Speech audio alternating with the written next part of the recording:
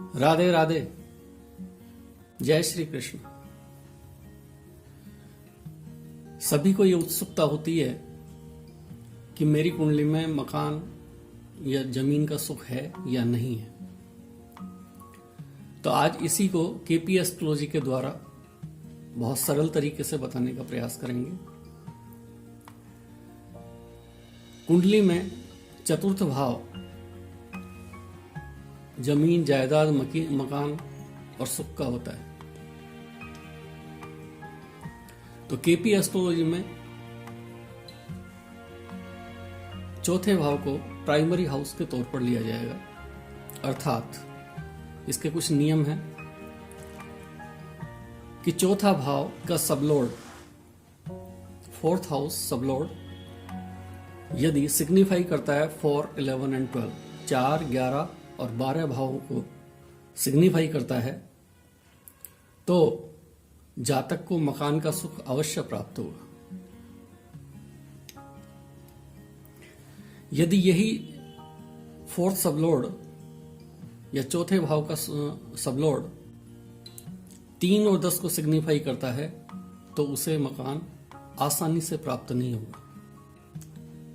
आज के युग में चूंकि मकान लेना बहुत सुविधाजनक हो गया है, लगभग सभी व्यक्तियों को यह प्राप्त हो जाता है, किसी को जल्दी, किसी को देर से।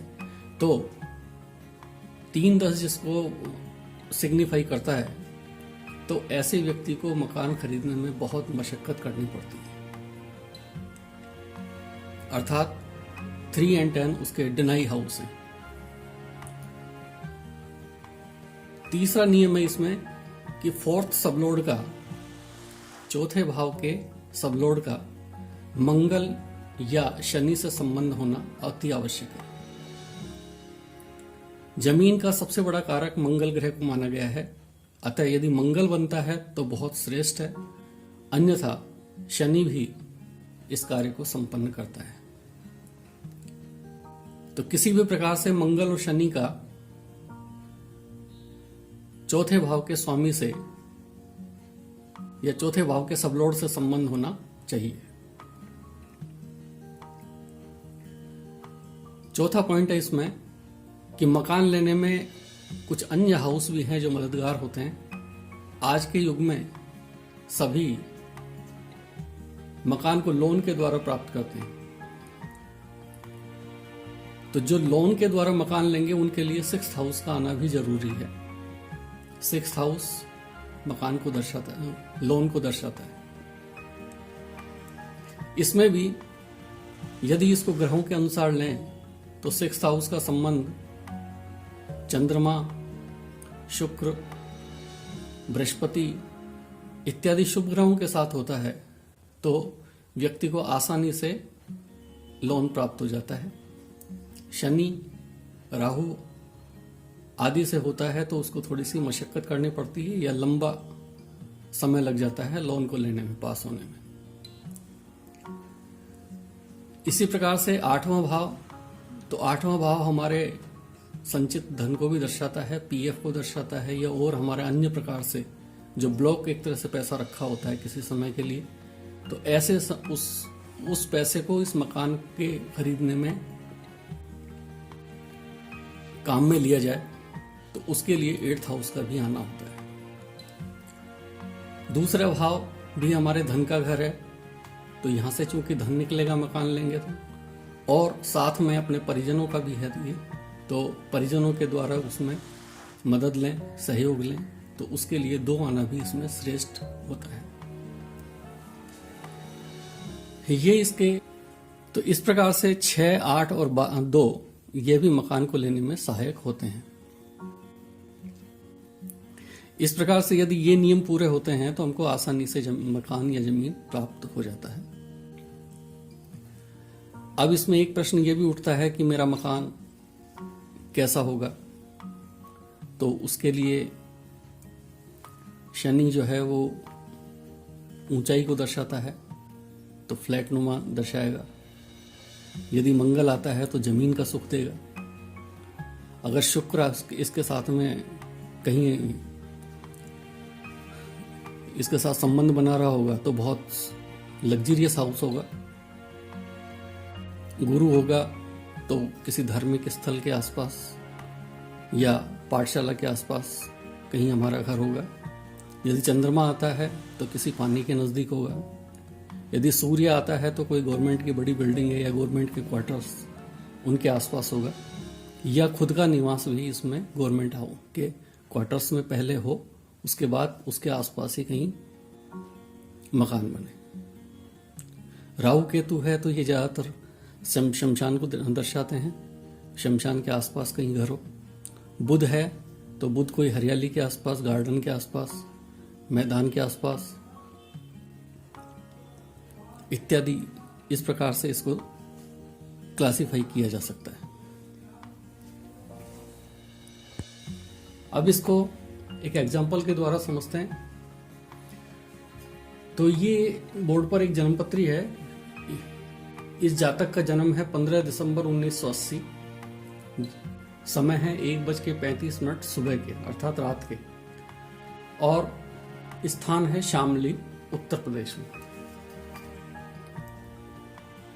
इनका कन्या लगन की जन्मपत्री बन रही है और लगन में शनि बृहस्पति, दूसरे भाव में कोई ग्रह नहीं, तीसरे में सूर्य बुध और शुक्र, चौथे भाव में मंगल, पांचवें में केतु, छठे में चंद्र, सातवें में कुछ नहीं, आठवें में कोई नहीं, नवें में कोई नहीं, 10वें में बुध, 11वें में राहु और 12वें में कोई ग्रह नहीं। इस प्रकार से इनकी जन्मपत्री है। इनके चौथे भाव में धनु राशि है, तो प्रॉपर्टी के लिए चौथा हाउस प्राइमरी हाउस है।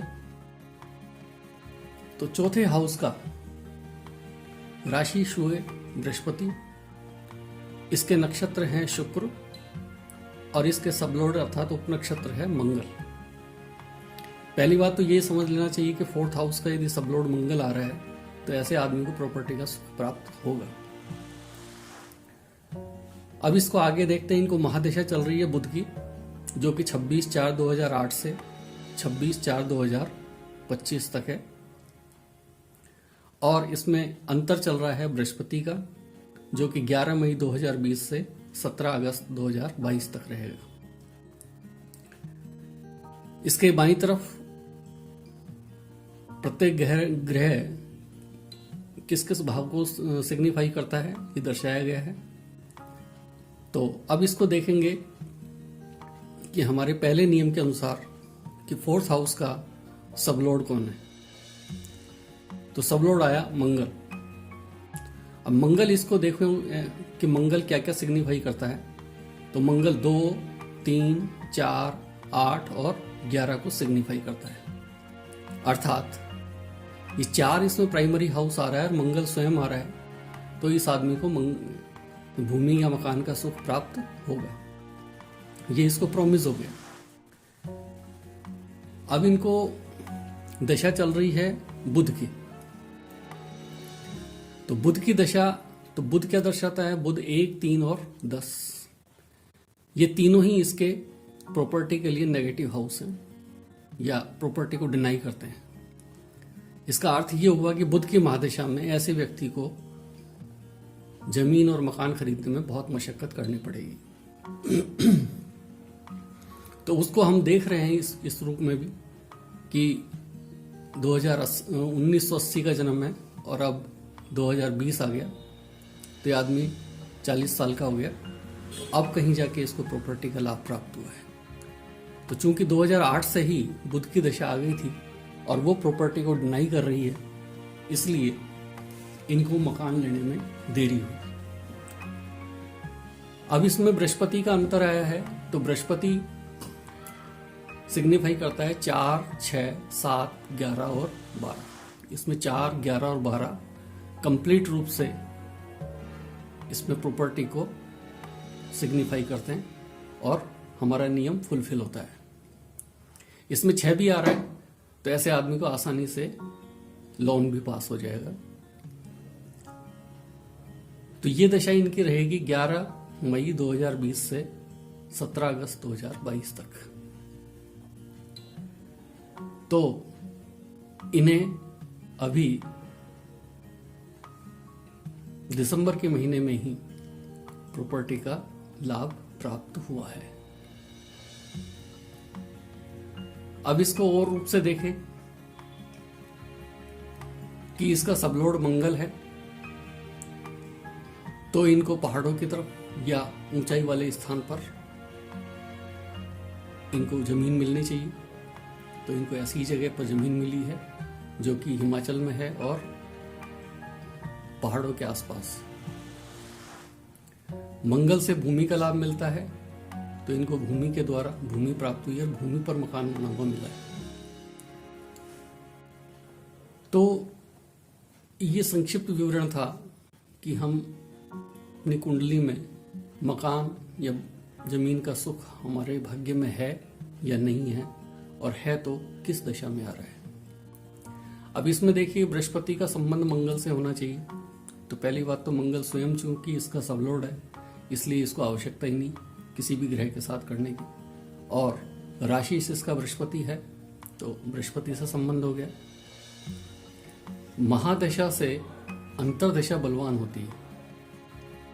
अगर महादशा कमजोर है, अंतरदशा बलवान है, तो उस अंतरदशा में उस व्यक्ति का कार्य यदि वो सिग्निफाई करते हैं या प्रोमिस होता है, तो उसको वो कार्य संपन्न हो जाता है।